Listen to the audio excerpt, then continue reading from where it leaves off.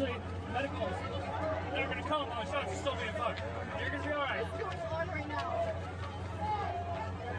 Do you want me to take care of him so you can go? Serious?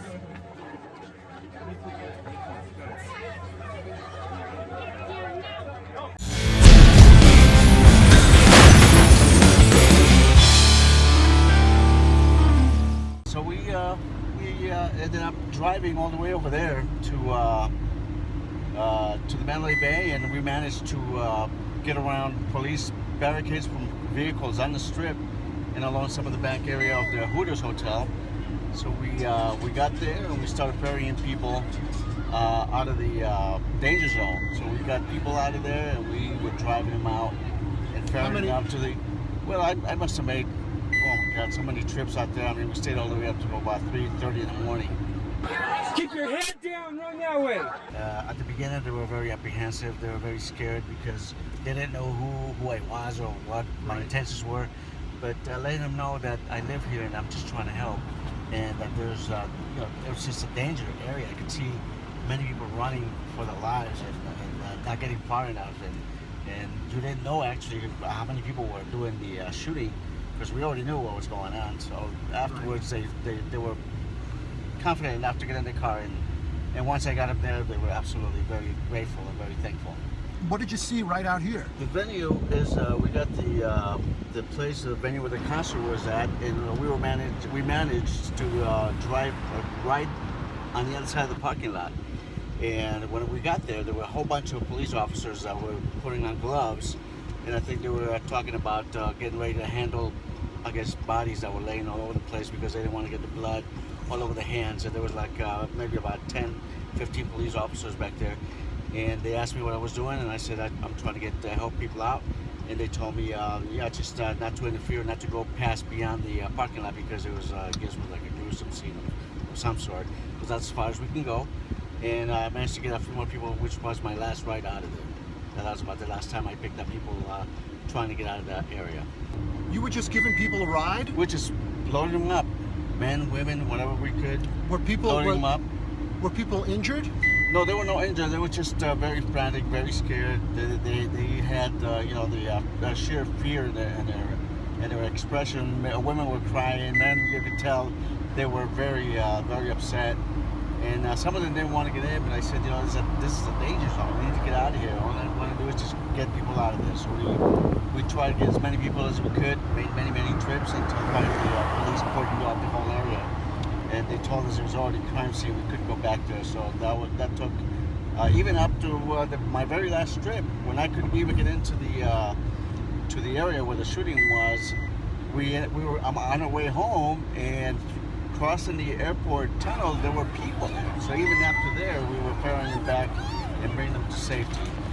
So it was a very chaotic scene, very upsetting scene, very terrible. So yeah, what did you see when you, like, how long after the shooting? Oh, this was right there. It was about 20 minutes to 11, quarter to 11, and from that point on up to about 3:30 in the morning, we were ferrying people out of there. How many trips do you think you made in your car? I must have made right around maybe 15, maybe 17 trips back and forth.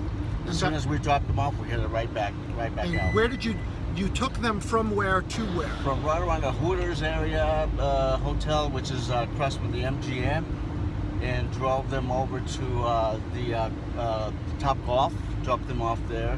Some other people, I dropped them off at the Hard Rock, just get them out of the danger area. Pretty much. Was there still shooting going on by the time you arrived? No, everything was already over. The shooting started early, about around 10:15, 10:20 maybe, and we were there by like 20 minutes later. Wow. Yeah. So. And I'm just curious, what was it that, I don't know, what was it that possessed you to? I knew, because I've been working the whole weekend. Knowing how many people were going to be there, and knowing the nature of the incident, I knew there were going to be people either hurt or trying to flee. And my sole purpose was just get people out of there, try to help out, get women, because I've seen children even there in the early hours while working, and then my thoughts were there's a lot of women, there's a lot of children, It's just a lot of people in fear and maybe just wanting to get out of there. And I knew, with the amount of people that were attending that concert, I knew, if I could be of any help, I'd probably get as many people as I could out of there. Wow, I gotta say, that's very kind and generous of you, and you should be applauded. Not enough people. I mean, obviously, people that night were very courageous and do things.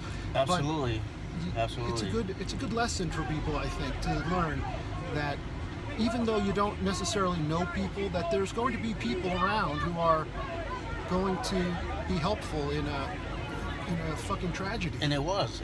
I mean, the fear that I seen in women's faces, crying, desperate.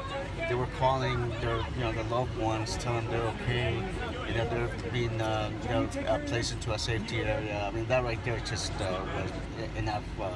I felt satisfaction of having helped out a little bit. Hey, do me a favor. Tell me what's your name? My name is Carlos. Carlos what? Carlos Ochoa. Carlos Ochoa.